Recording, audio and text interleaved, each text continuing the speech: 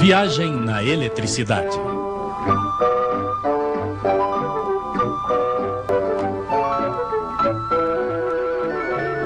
Entre quente e frio, o princípio de Carnot. Perdão, senhora, quanto consome de petróleo o seu ferro de passar, hein? Que ideia, não é? Um ferro de passar não funciona a petróleo, funciona a eletricidade. Eu sei, mas a sua eletricidade nas centrais térmicas, os térmicos a fabricam com petróleo. Eles também se servem de carvão, de gás, algumas vezes de urânio, mas a receita é a mesma. Primeiro se faz vapor colocando não sei quantas toneladas d'água dentro de uma espécie de marmita, uma caldeira é como se chama. E se esquenta. Vamos deixar para lá os aquecedores, reaquecedores, bombas e sei lá mais o quê. Então se esquenta. Se esquenta muito, muito seriamente. Pode chegar até 500 graus. Nessas condições, o vapor fica bastante comprimido. 150 vezes a pressão que existe fora. Agora vamos deixá-lo se distender, esse infeliz vapor. Vamos fazê-lo trabalhar fazendo passar dentro de turbinas. Uma turbina a vapor é uma roda com palhetas que tem mais ou menos a forma desta figura.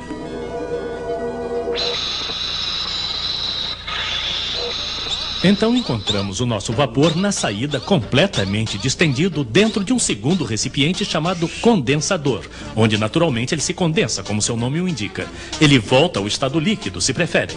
Nós a enviamos novamente para a caldeira para que trabalhe de novo. Caldeira, turbinas, condensador. Estão vendo? É simples. Ah, tínhamos esquecido o principal. As turbinas, claro, movimentam um alternador que produz eletricidade, etc. Mas isso não nos diz quanto de petróleo necessitamos para produzir 1 kWh de eletricidade. Pois bem, isso depende. Depende da máquina, de seu rendimento, para ser mais exato. Pois se a máquina tem um bom rendimento, ela precisa de uns 250 gramas de petróleo para sair 1 kWh de eletricidade. E se ela tem um mau rendimento, então aí é diferente. Mas perguntaria à senhora, o que é preciso para que a máquina tenha um bom rendimento, como o senhor diz? Ah, se o senhor Carnot estivesse aqui, ele responderia melhor que eu. Nicolas Carnot era um rapaz bastante dotado que procurava justamente descobrir como melhorar o rendimento das máquinas de seu tempo. E bem que as coitadas precisavam. Primeiro, tapar os escapamentos, ele pensou. Isso não faria nenhum mal. Mas ele pensou também que o rendimento devia depender da diferença de temperatura. Que diferença? Pois bem, de um lado, a temperatura da fonte quente, isto é, a nossa caldeira. Do outro lado, a temperatura de nossa fonte fria, o nosso condensador. E quanto maior a diferença, melhor o rendimento. Então, esquentar mais de um lado é bom. Mas também é preciso esfriar do outro.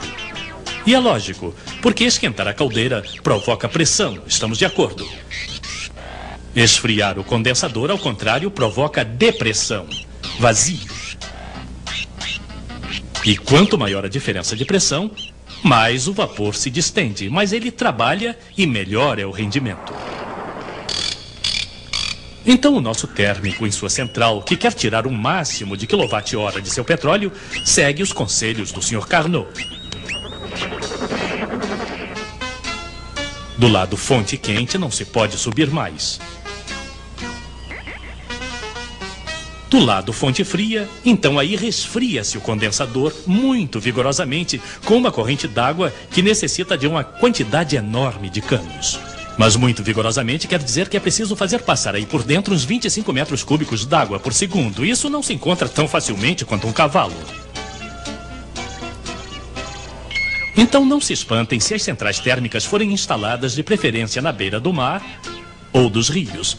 É para esfriar seu condensador, melhorar o rendimento e tirar o máximo de eletricidade de seu petróleo ou carvão.